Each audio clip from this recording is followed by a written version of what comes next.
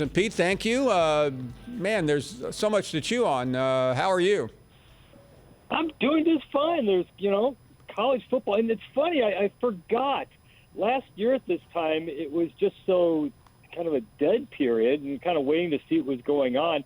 My muscle memory isn't there. I'm not in playing shape yet in terms of what it's like for week 1 and 2 of the season when you have like 90 games a week. And it sure is fun. Yeah, a year ago there were a couple of games already in the bank, but most of the big leagues were waiting till the end of September, and a couple were not even playing. But enough of that. Let's talk about the big picture here, and I know we've obsessed, as the country has, about what happened Saturday night between Clemson and Georgia. But if we can move Alabama off the board, because I don't think we really need anyone's opinion on them, what was your view of the rest of the college football, from Ohio State to Oklahoma to Clemson and Georgia? I kind of think that in a way overreaction sort of way, that was a huge moment for Georgia. The game went exactly like it was supposed to, and I don't buy into the whole, Clemson is dead now thing, because that was just one of those games that was probably going to be 10-3 no matter what. It just so happened to go one way instead of the other, and it was certainly a dead even game. But now, as long as, whatever the COVID outbreak they're talking about doesn't matter for Georgia over the next few weeks, and if there's no stumble, you look at the rest of the slate, it's Florida or bust. There's nothing else there where Georgia's going to be anything less than a double-digit favorite, and they're probably going to get better once they get some of their weapons back. So if that defense can keep doing that and they can get by the Gators, this season or the next few months might be, it's all about the two big powerhouses, Alabama and Georgia, kind of careening towards a massive all-timer of an SEC championship. That's kind of the big overarching story. And then to see from there, can Clemson bounce back quickly and just rip through everybody like they're supposed to through this ACC schedule, and then make the College Football Playoff Committee potentially have to make a call if whether or not that schedule is going to be good enough to get them in, if Oklahoma does what it's supposed to do and Ohio State does what it's supposed to do. But it's only week 1. Still a lot of things happen, obviously. Yeah, there's some really interesting games this weekend, outside and around the country. And we haven't talked about it, but I am curious, this Iowa State matchup, primarily because Iowa State was a media darling last year, and some have been trying to make them one this year. What do you think?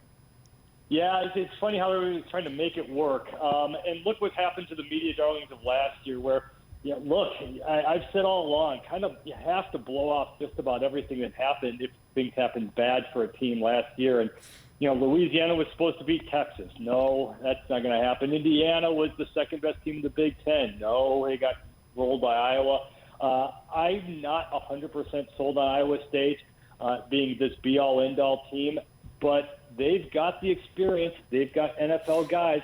This is a program has been building to this point, and this is one of the biggest games in the program's history.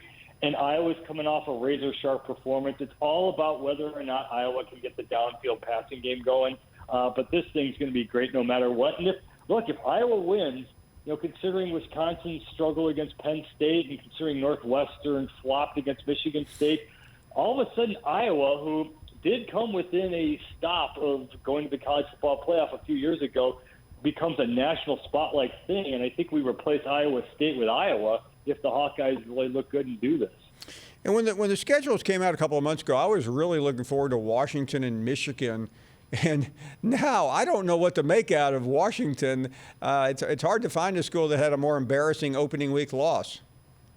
Vanderbilt would like to have an argument with you on that one, but Pete, we're not allowed to discuss anything negative on this show about Vanderbilt. I'm sorry, you're absolutely right.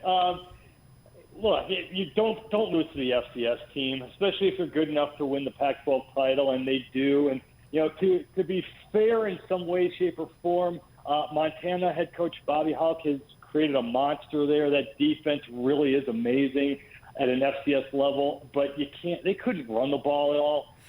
The 3 turnovers were a problem. The defense, though, did its job for Washington. I think they bounced back quickly. I'll be really curious to see because Michigan did look great. That was that Western Michigan game was one of those games where a lot of people were kind of thinking, well, this is going to be close and Western Michigan could pull it off, and all of a sudden Michigan looked good.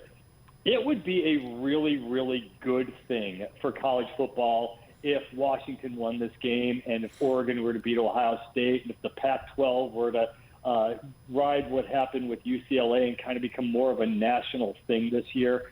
I think Michigan wins this, but I do think Washington plays a whole lot better and makes it a good fight. You mentioned what really is the best game of the weekend. That's Oregon and Ohio State. Your view of Ohio State, because there's mixed feelings about what we saw a week ago.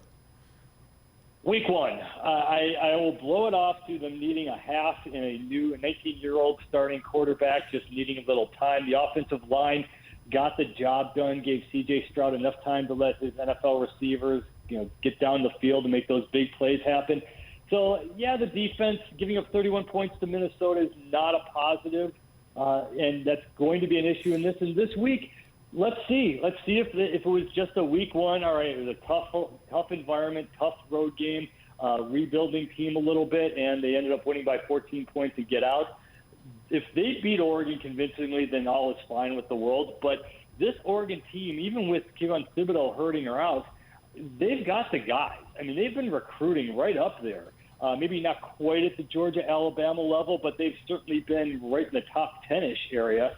They've got the starting 22 that can absolutely hang with them. And the one thing that they've got is team speed and athleticism. And, as we've seen in the Big Ten, you might have a couple of good players here and there, but just it's that total team speed that just can't hang with the Buckeyes.